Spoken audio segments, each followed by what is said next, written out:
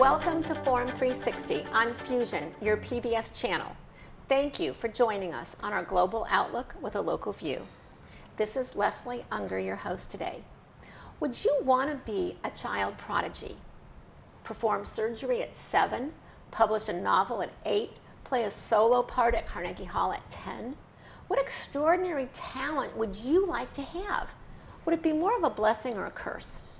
A child prodigy is defined in literature as a person under the age of 10 who produces meaningful output to the level of an adult expert.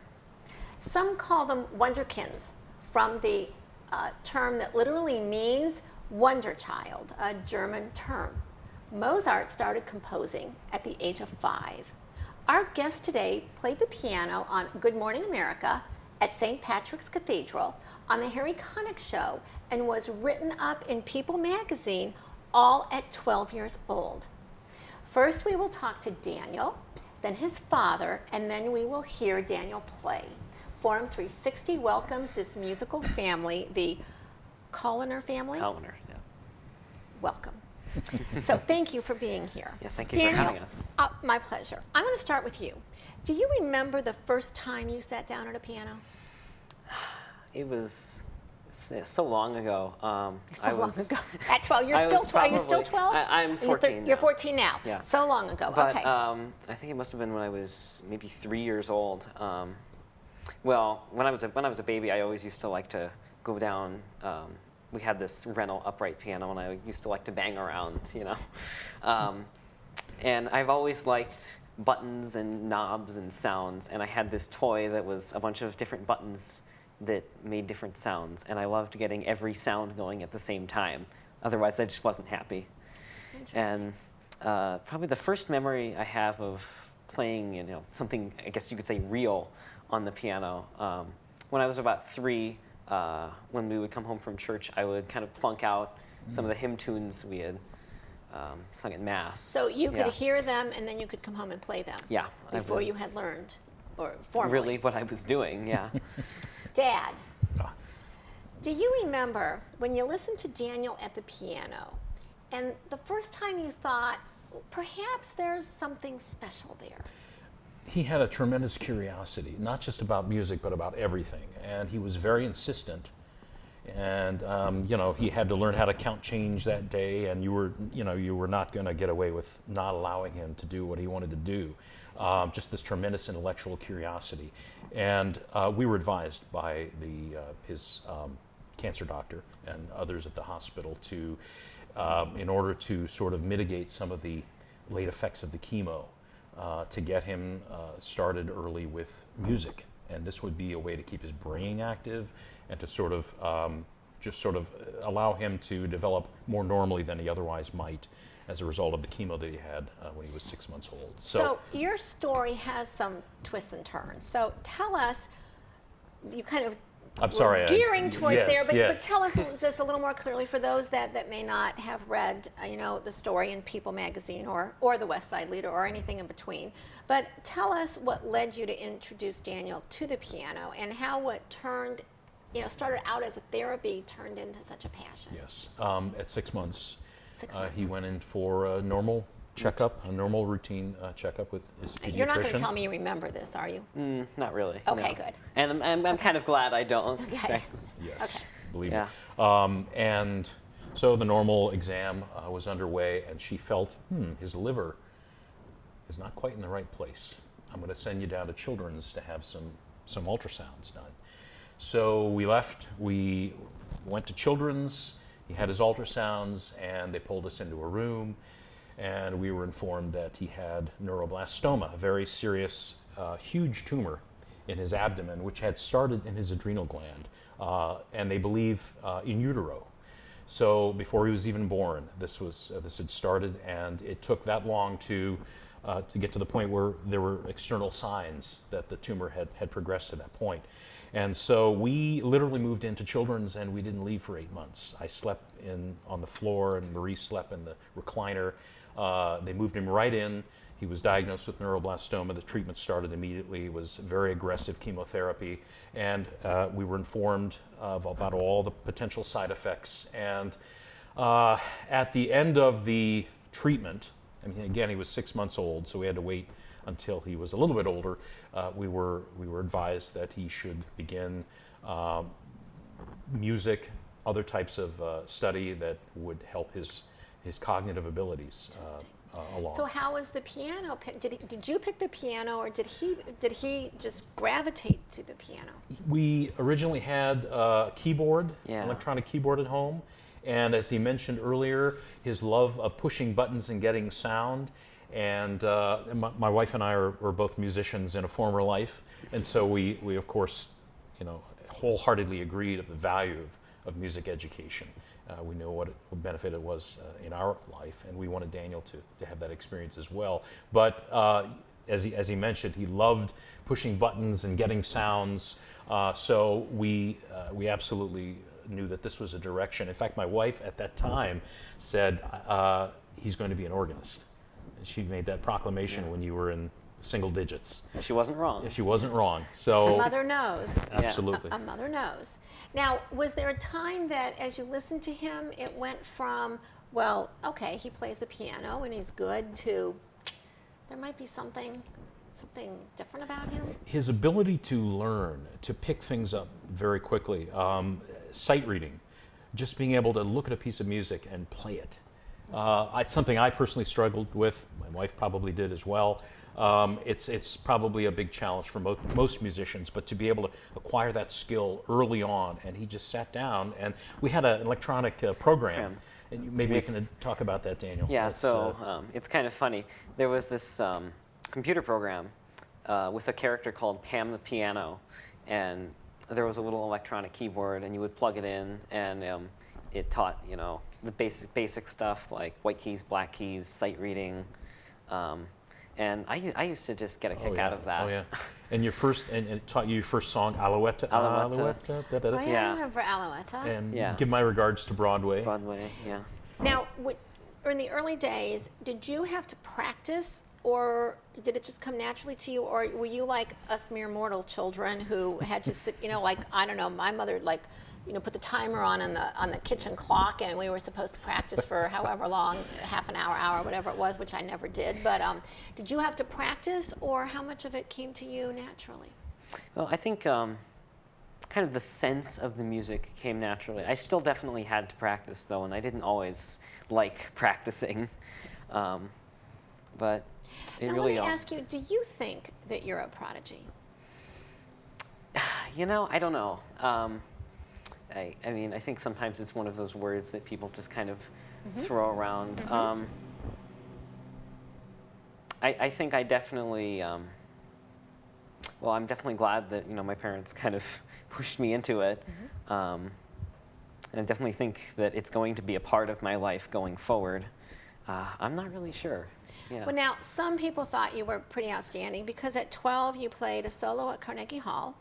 You played on Good Morning America, you played on the Harry Connick Show, and you were written up in People magazine. So tell me, which one did you like best? Well, I can see why people would say that. It's probably really a split between Carnegie Hall and St. Patrick's Cathedral, just because there were these two great instruments. I mean, at the time we had Boston upright at home, and being able to step out on stage and play on this big concert grand in a hall in New York City, it's just kind of a once-in-a-lifetime experience, really. Maybe. For you, it may be Yeah. more than once in a lifetime, but I'm going to ask each one of you, were you more excited or more scared? I was, I'll say I was maybe a little nervous, but I was pretty excited. I don't want to vouch for you, but you are kind of the chief worrier. I think we know the answer to that. In the Absolutely family. terrified. And of him just sort of the slightest little, I mean, we know every note, and we suffer along with him, if you will, at least during a performance. Yes. I used to show horses, and my mother would ride along with me on the ground. Oh, yeah. She was on the ground on her feet, but she would be taking every step with me. So I understand that. Absolutely. I think it is harder oftentimes Very hard, yeah. for the parent. What surprised you most about being on television? Well, probably the biggest thing was just how kind and friendly and hospitable everyone was. Yeah. Well, that's I mean, nice to hear. we got there. Well, they picked us up in a limousine at our hotel at 5 in the morning, and it's one of the only times I get up at 5 in the morning. Or go in a limousine. Or go in right? a limousine, Okay. yeah. And you know, from just the first minute, everyone was just so kind, and it was kind of amazing because you know you watch Good Morning America, and you don't think of everything that goes on behind the scenes, but everyone was just so nice, and also everything was very scripted. You know, it was down to the second. Yes. We had to cut down the piece, and I will say, I kind of forgot that I had to stop, and I went a little over time, and I could see the guy behind the camera saying, "Stop, stop." So that was pretty funny, but it all worked out, and it was just such a great experience, really. Now, what was it like for you and your wife? You're standing behind the curtain at Carnegie or at Yes. St. Patrick's or Good Morning America, whatever, and you think back to that diagnosis at 6 months old, Oh. and then you think about where you are at 12 years old coming out. I mean, can you share any of those emotions with us? During the performance, I mean, as I mentioned, every note, and just to the feeling, I will say something that we feel is very special about Daniel, and others have commented, is that he seems to feel the music very deeply, and there's just not something just that comes mechanical across. or Yes. technical to him. There's just this sense of the music, this sort of a soul for the music, and that was absolutely. We were sitting there. I'm gonna cry here, and he was Daniel, and he was just in his element, and he was doing his thing, and we were waiting for him in the lobby, and he came out, and we both burst into tears, exactly as you said, just the realization of what has happened in his journey. life and how far he's come, and here he is at Carnegie Hall. And then we finished there, we went over to St. Patrick's Cathedral, and my son is sitting at the organ of St. Patrick's Cathedral, and we're Catholic. I mean, it was a deeply meaningful experience for us, and the grandeur of this huge instrument, and you saw the vibrations and the pipes. I mean, just, is this really happening? Here's my And then you look 12-year-old down, son, here's just, this little kid. he's got his 5 Just manuals, enjoying. just doing his thing, just like Yeah. he's back home. And So when you think about the TV or the cathedral, what about his hands? Do you worry? Does he have to do normal things? Like, does he have to pick up his room? Does he have to take out the garbage? Does he have to do, or do you get out of doing normal chores? That's really what I want to know. Well, he does worry about Yes. he does worry about my hands a lot. Yes. We have this expression: I have $1 million hands. I don't know that I.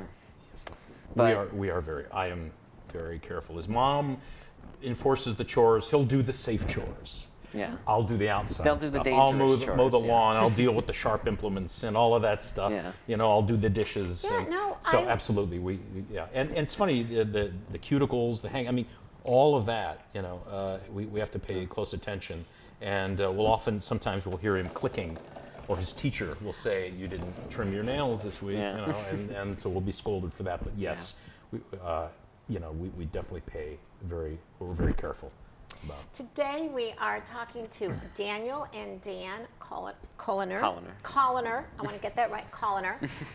Mother Marie is here with us today too, just not on set, but I want to give her a shout out. A jewel for Northeast Ohio, a child prodigy, a musical prodigy that we are Northeast Ohio and the country is very proud of. So stay tuned to hear more about him. Dan, parents always have wishes for their children. What do you wish for Daniel? I want him to find what God created him to be, to become the man that God created him to be. Whatever that is, if that's music, if that's some other field, it doesn't matter. To be the best he can be with his abilities that he's been given, and to be happy, to find his way in life, and to live a meaningful life that involves helping other people as a result of him becoming who he was meant to be. And I think I can speak for my wife as well. And as parents, that is And our as role. any parent, That is yeah. our role, to help him to find that. Absolutely. So what did you think of the Big Apple? I got to ask you, what did you think of New York? There's nothing like it. I mean, we, obviously with all the media, what we call the media abduction, we didn't have a whole, as much time as we maybe would have liked, but we got to go to Rockefeller Center, we got to go around Times Square. It's really just unique, Yes, and it is. there's nothing like it. Yes, it is. So tell me, from your perspective, do your kids in the neighborhood, kids that you may play with, do they think it's cool that you've done these things, or are they just busy or thinking about their next math test? I think there might be an element of the next math test thing, but a lot of the kids I work with, because I'm at CIM, there's a lot of musical collaboration. CIM, which is Cleveland Institute of Music, yeah, and so there's a lot of collaboration there, and I think they think it's pretty cool. I get compliments, but and it's so great, being able to, because since I'm homeschooled, you'd think there would be kind of a problem there, but it's really not that big of an issue. Because, yeah. So what about you, Dad? Like, do your friends, do they share in your excitement, or are they just busy worrying about taking their kids to the next soccer practice or It's whatever? like, what's Daniel doing? What's the next thing? You guys, what Great. So there's always that bit of excitement. Yes, absolutely. So if somebody were to ask you, are you a normal kid? I mean, it depends on how you define normal, but It does. I think, I'd like to think, I'm just this normal kid from Akron that has a cat. But after the whole New York thing, it's kind of made me wonder, is there something there? Is there something everybody somewhere right that I when they might talk take it? about Yeah. you? Yeah. I have Yeah. to say he's very humble, and we're very grateful for that. It's just like, yeah, whatever. He does his work, and he has other interests. He loves. Well, you're an IT Tinkering around, guy. yeah, He's our tinkering. help desk at home. We have all these old computers, and he kind of keeps them operating. And Yeah. Now, there was a time, whether you still are, you were or are on the swim team? Yeah, so I did, we kind of jumped back and forth for, I think, about maybe a year or so. I was on the swim team at Firestone, and I've also been on the swim team at JCC. Now, are Where? there similarities in rhythm between playing an instrument and swimming? Or is there anything that transfers? I think there's definitely kind of a little bit of a correlation between, maybe is not a great analogy, but kind of breath management and, the strokes that you're doing and keeping the rhythm. I think it definitely helps the coordination. oh, yeah. Thinking about many different things at once. Yeah. I wondered about that. As and people don't realize in showing horses how many steps you have to count, and how many things go into it. And so I figured there had to be some correlation, between swimming. So then you go to the organ. So how do you go from piano to the organ? Well, it was actually not all that hard. Obviously, piano and organ are both keyboard instruments. But when I came home and I proclaimed that I felt limited by the piano, and my mom took me over to the local church to see the organist there, it kind of just came naturally. And I think it might also be part of the interest in sounds and buttons and everything. But it was not really weird. Let's put it Now, that way. Yeah. can you pick up any instrument? Could you pick up a guitar and play? Could you pick up a flute or a trombone? Like, does this, not being musically inclined, I don't know, Yeah. is this something that transfers to a degree to anything or not? Well, I think maybe the musicality. Obviously, the instrument is, completely different. Even piano and organ are vastly different Are they? beasts. Yes. So what's the biggest difference between them? Well, probably the biggest difference is on the piano, you have your right hand and your left hand on one keyboard. On the organ, you have your feet playing the pedals. Oftentimes, you have your hands on different manuals, and you have to switch manuals in the middle of a piece, and you have to, push a button to change your registration. It's definitely a little more complex. Now, are organs played anywhere besides churches in today's There world? are auditoriums that have an organ. A lot of colleges will have an organ in their main auditorium. Concert organs, they tend to be very large. Sort of the idea in the turn of the century was that instead of having an orchestra, you would have an organ, and they would play transcriptions of orchestral pieces. So that was kind of part of the history of the organ.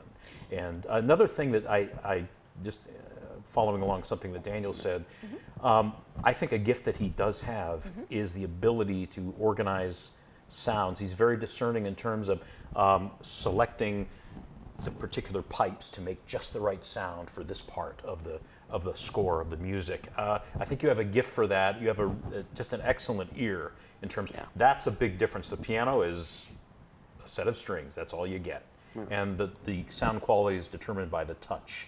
And so that's a big part of the training. Whereas organ, knowing which stops to pull to get just that right sound, I think I have noticed you have a natural affinity for that. Yeah. So that's part of your gift, and maybe why you like the organ so much, because you have so much.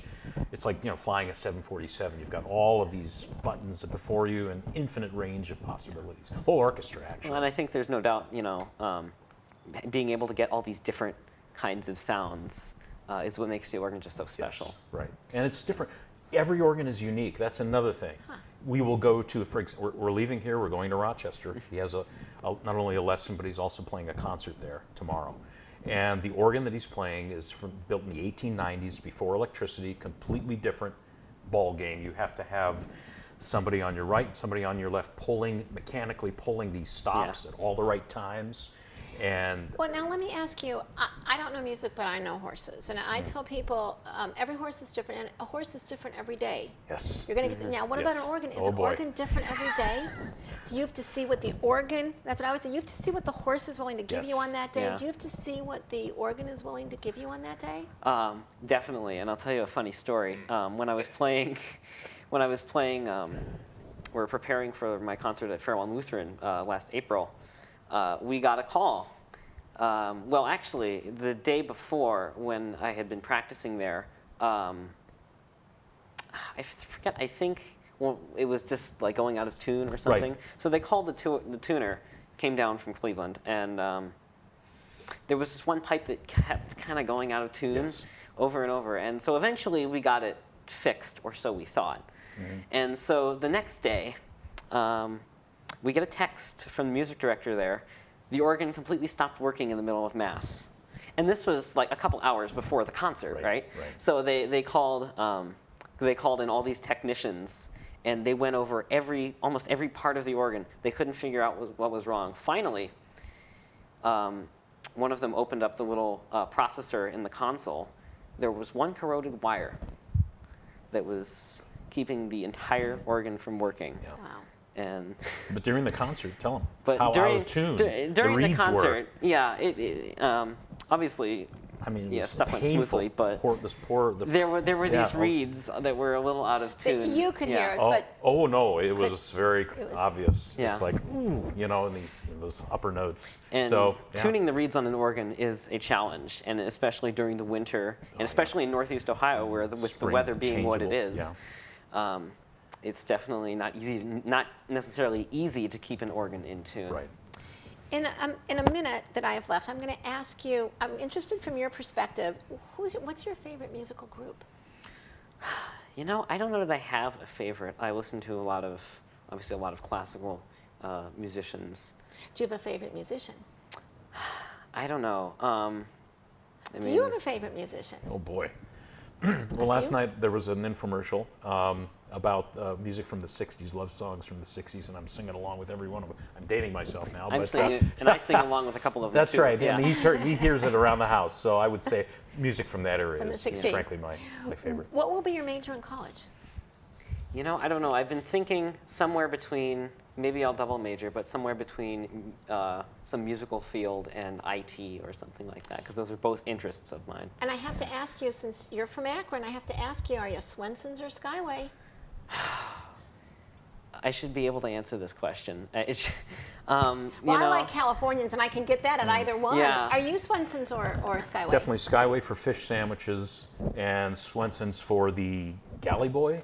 I'll have to agree. Yeah. I'll have to agree. There you go. I don't know about you, but I certainly was not a child prodigy. I especially was not a musical prodigy. In fact, I don't think I have one musical bone in my body, despite the fact that my mother tried in vain to find one. Even without any aptitude for music, when I read about Daniel, I knew this was a story to share with our Forum 360 audience. Perhaps we have learned from Daniel that if, as a 12-year-old boy from Akron, Ohio, you can go on Good Morning America and People magazine and St. Patrick's Cathedral, then perhaps all of us can get to wherever we want to go from the 330. We don't know where Daniel's talents will take him, but we know that like another 330 or LeBron James, you can get there from here. Thank you to our guests today, Daniel and Dan, and Mom in the production room, Colaner. Thank you for joining us on Forum 360. I'm Leslie Ungar with the Global Outlook with a local view.